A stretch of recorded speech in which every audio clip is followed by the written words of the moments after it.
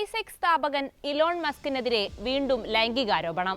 കമ്പനിയിലെ 2 വനിതാ ജീവനക്കാരെ മസ്ക് ലൈംഗിക ബന്ധത്തിന് നിർബന്ധിച്ചെന്നും തന്റെ കുഞ്ഞുങ്ങളെ പ്രസവിക്കണമെന്ന് ആവശ്യപ്പെട്ടെന്നുമാണ് പരാതി.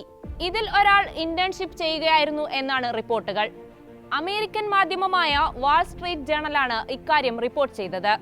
ഇത്തരം ദുസ്സഹമായ പെരുമാറ്റത്തിലൂടെ മസ്ക് തന്റെ കമ്പനി വനിതകൾക്ക് ജോലി ചെയ്യാൻ പറ്റാത്ത ഇടമായി മാറ്റിയെന്നും പരാതിയിൽ പറയുന്നു.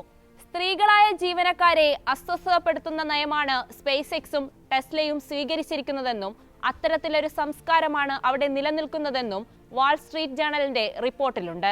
ജോലി സമയങ്ങളിൽ കമ്പനിയുടെ ബോർഡ് അംഗങ്ങൾക്കൊപ്പം LSD, കൊക്കൈൻ, കെറ്റാമിൻ തുടങ്ങിയ മയക്കുമരുന്നുകൾ ഉപയോഗിക്കുന്നു എന്നതുൾപ്പെടെയുള്ള ആരോപണങ്ങൾ മസ്കിനെതിരെ നേരത്തെ ഉയർന്നിരുന്നു.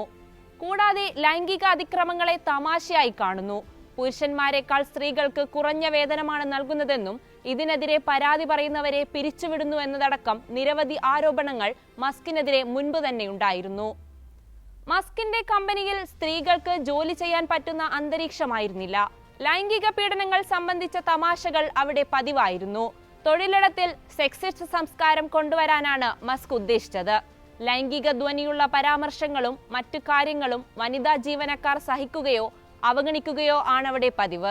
മാത്രമല്ല, സ്ത്രീകൾക്ക് പുരുഷന്മാരെ അപേക്ഷിച്ച് കുറഞ്ഞ വേതനമായിരുന്നു.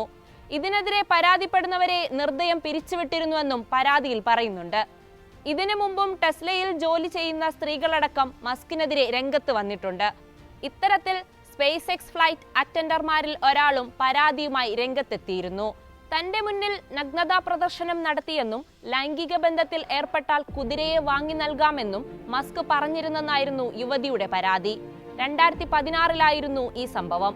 നിരവധി തവണ മസ്കിന്റെ കുഞ്ഞുങ്ങളെ പ്രസവിക്കാൻ തന്നോട് ആവശ്യപ്പെട്ട് പലതവണ സമീപിച്ചതായി കാണിച്ച് 2013 സ്പേസ് എക്സിലെ മറ്റൊരു വനിതാ ജീവനക്കാരിയും പരാതിയുമായി എത്തിയിരുന്നു.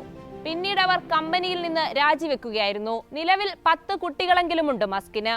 ലോക ജനസംഖ്യാ പ്രതിസന്ധി നേരിടുന്നതിന് പരിഹാരമായാണ് താൻ മുന്നോട്ട് വന്നിരിക്കുന്നത് എന്നാണ് മസ്കിന്റെ ന്യായീകരണം.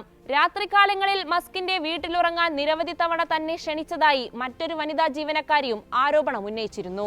അതിന്റെ ടെക്സ്റ്റ് മെസ്സേജുകളും അവർ പുറത്തുവിട്ടു.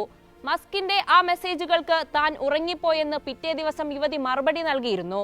എന്നാൽ ഈ ആരോപണങ്ങളെല്ലാം അസത്യമാണെന്നാണ് സ്പേസ് എക്സിന്റെയും മസ്കിന്റെയും അഭിഭാഷകരുടെ വാദം. റിപ്പോർട്ടുകൾ തെറ്റിദ്ധരിപ്പിക്കുന്നതാണെന്നും വ്യക്തിഹത്യയാണെന്നും തങ്ങൾ കണ്ടിട്ടുള്ളതിൽ വെച്ച് ഏറ്റവും നല്ല മനുഷ്യനാണ് ഇലോൺ മസ്ക് എന്നും അഭിഭാഷകർ അഭിപ്രായപ്പെട്ടു.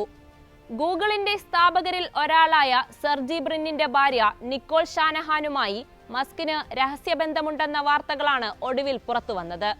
എന്നാൽ ലൈംഗിക ബന്ധത്തിൽ ഏർപ്പെട്ടിട്ട് തന്നെ വർഷങ്ങളായെന്നും സെർജിയും താനും സുഹൃത്തുക്കളാണെന്നുമാണ് മസ്ക് ഇതിനു മറുപടി നൽകിയത്.